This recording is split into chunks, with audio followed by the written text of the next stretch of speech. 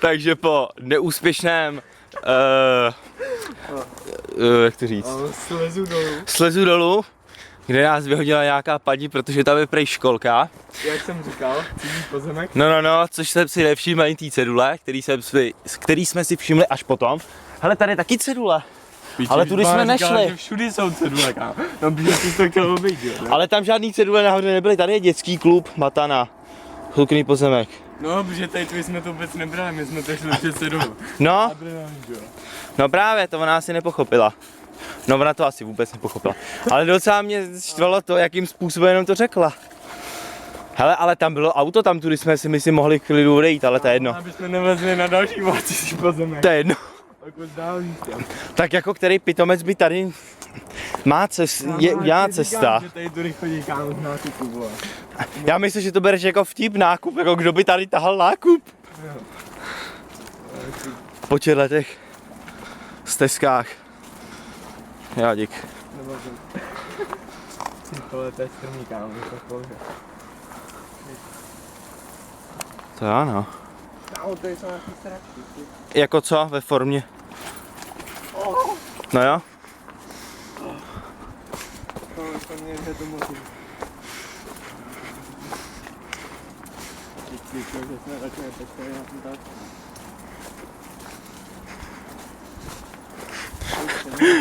Jak říká, vy jste přišli na návštěvu? Ty vole. Ale to je docela joke, že jsem to myslel z prdele, že někomu přijde místo. Ale se to stalo třeba. A budu mít slušně rozjebaný pantofle. Sakra, pavučina.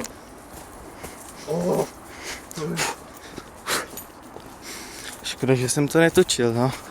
Tu chvíli. Točíš to teď? Jo. Potom to zčekneme. Budeme na obědě. Tak tady je cesta. No samozřejmě. To nás mohla klidně, jsme mohli jít tudy, nemuseli jsme to tudy obcházet. Nevím, o co jí šlo. To jako inteligence na nula. Tak to je asi tudy, co? Jo! OK. To je panoráma.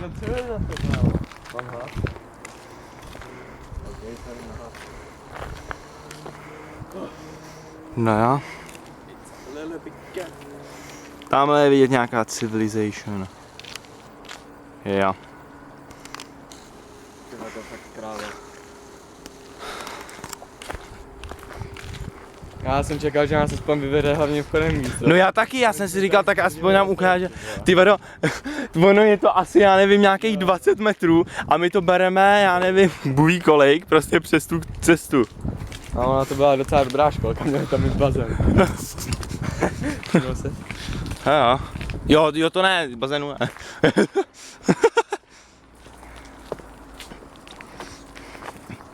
Počkej, školka během prázdnin? No, jak existuje, no. Fakt. To je ústí. Hej, tady někde má být zala, vole. Taky tě napadlo to, co mě. No, docela, jo, kámo. Hej, ale fakt. No, to je jedno.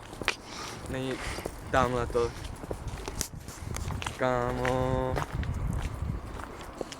Není tamhle to takový to, jak se přechází. Ne, to je asi nějaká střecha. Tamhle někdo něco pleje.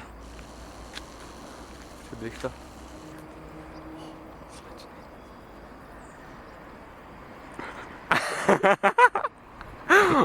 Smím se, kámo, hejbe se to víc. Nepíču. Nedá.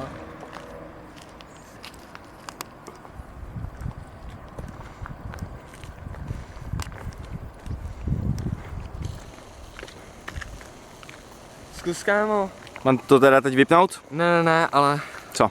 Oddal to a zkus co nejpomalejš, kámo. Je dosrej, ne, ještě pomalejš. Kámo, já chci vědět, jakou to bude mít kvalitu, kámo, na auto, víš co? Z toho hrozně... Předtím to bylo hrozně na píču a přitom, když jsem vybíral ten foťák, tak tam bylo jakože hrozně dobrá, nebo normální kvalita, víš co jsem chtěl, když jsem to tak na to nenatáčel. Sprinter, jestli ty si ho tam. Jo. Tak mám to teď ten.